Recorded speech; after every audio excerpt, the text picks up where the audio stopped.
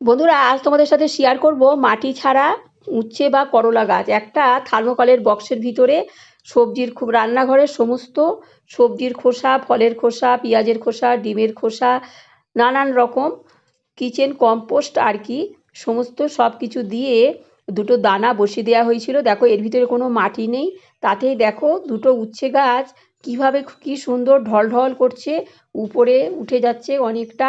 দেখো আমরা জানি মাটিতেই বুঝি সমস্ত সবজি গাছ হয় না, শুধু সবজির খোসার ভিতরেও দেখো দানা পড়ে কত সুন্দর সবজি মানে উচ্ছে গাছটা হয়েছে দেখো।